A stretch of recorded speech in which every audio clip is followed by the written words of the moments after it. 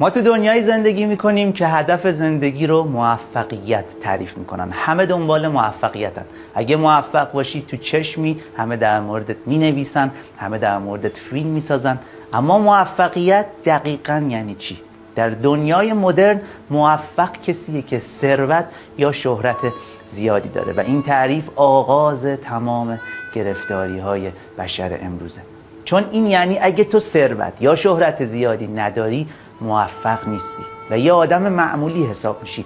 و بزرگترین خشونتی که دنیای مدرن علیه انسان به راه انداخته اینه که مدام به آدم‌ها القا میکنه که معمولی بودن یعنی بی‌ارزشی.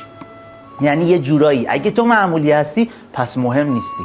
دنیای امروز ارزش رو در خاص بودن خلاصه کرده. هر لباسی، هر ماشینی، هر آرایشی که تو رو خاص کنه مهم تلقی میشه و چیزی که مهم تلقی بشه ارزش به حساب میاد. اما من تعریف موفقیت دنیای مدرن رو قبول ندارم. من برای زندگی خودم تعریف گابریل گارسیا مارکز رو از موفقیت انتخاب کردم. اونجا که میگه باید دنیا را کمی بهتر از آنچه تحویل گرفته ای تحویل دهی، خواه با باغچه‌ای سرسبز، خواه با تربیت فرزندی خوب، و این که بدانی اگر یک نفر با بودن تو ساده تر نفس کشیده است این یعنی تو موفق شدی. اگه همسر و بچه‌هات با وجود تو شبها راحت تر میخوابن این یعنی تو موفقی، هرچند یک کارگر روزمزد باشی. با همین تعریف همین مادران دانشگاه نرفته خونه‌دار که جامعه جدی نمیگیردشون در رأس موفق ترین آدم‌های جهان قرار میگیرن، چون بخش زیادی از راحت نفس کشیدن‌های ما به خاطر حضور نامحسوس اونها در خونه است. جمعه‌ها لباس‌های کثیف داخل سبد حمام ریخته میشه، 3 روز بعد تمام اون لباس‌ها اتو کرده روی آویز کمد. سبد خرید از فروشگاه وارد خونه میشه، 1 ساعت بعد تمام نخود و لوبیاها سر جای خودشون داخل کابینتن. کاشی‌های دستشویی و حمام هر ماه 1 بار 1 دفعه سفیدتر میشن. جوراب‌های سوراخ خودشون دوخته میشن یا گرد و غبارا خودشون تصمیم میگیرن خونه رو ترک کنن. هیچ کدوم. 1 نفر هست که بیشتر از 1 نفره. 1 نفر که با وجودش ما خیلی خیلی داریم راحت‌تر نفس میکشیم. انیشتین که خودش سمبل موفقیت جمله ارزشمندی داره که میگه دنبال ارزشمند شدن باش، نه دنبال موفقیت. اما یک سوال مهم، دقیقاً میزان ارزشمند بودن رو از روی چه چیزی باید تشخیص بدیم؟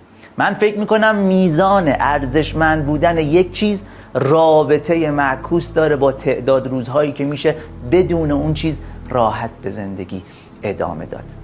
اگه امسال ایلان ماسک از خودروی تسلای جدیدش رونمایی نکنه اتفاق خاصی نمیفته، اما اگه نونوایی محل 1 هفته نون پخت نکنه زندگی سخت میشه. اگه جیمز کامرون امسال 1 فیلم جدید تولید نکنه اتفاق خاصی نمیفته، اما اگه اونی که شبها ساعت 9 میاد زباله ها رو میبره 1 هفته نیاد زندگی مختل میشه. اگه رئیس جمهور 3 روز تو هیئت دولت نیاد اتفاق خاصی نمیفته، اما سربازی که دم مرز نگهبانی میده اگه 3 ساعت پست خودش رو ترک کنه تو همون 3 ساعت یک عده وارد کشور میشن و بچه‌های ما رو به خاک و خون میکشن. میبینی دنیا رو آدم‌های معمولی دارن میبرن جلو، نه آدم‌های مهم.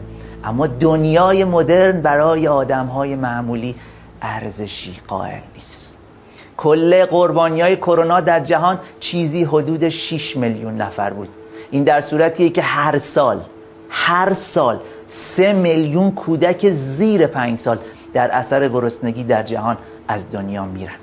وقتی کرونا اومد تمام سازمان‌های مهم بین‌المللی در تب و تاب ساختن واکسن افتادن، در صورتی که واکسن گرسنگی هزاران ساله که اختراع شده، اسمش غذاست.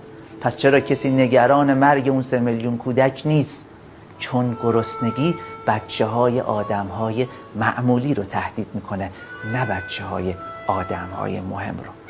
ما تو دنیای زندگی میکنیم که ارزش بچه 3 ساله یک سیاستمدار بیشتر از ارزش بچه 3 ساله یک آدم معمولیه. حالا که دنیای امروز آدم‌های معمولی رو به رسمیت نمیشناسه، تو دیگه با کمالگراییت باهاش همدست نشو. چون کمالگرایی باعث میشه که تو خودت هم معمولی بودنت رو به رسمیت نشناسی.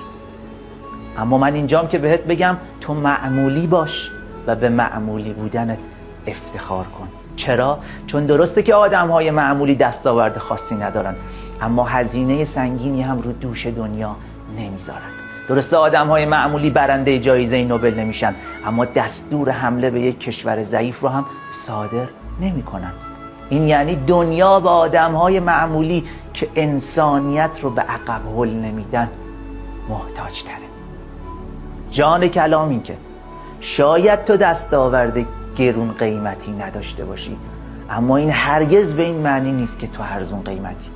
اگه خانوادت و همسایه‌هات شبها با وجود تو راحت تر میخوابن، اگه تو مترو جای خودت رو به خانوم‌های باردار یا آدم‌های مسن میدی، اگه پیرمرد سر محله با وجود سلام‌های گرم تو هنوز احساس مهم بودن میکنه، اگه گنجیشگاه و یا کریمای محل مطمئنن هر ساعتی بیان پشت پنجرت دست خالی بر نمیگردن، این یعنی تو موفقی، هرچند که معمولی باشی.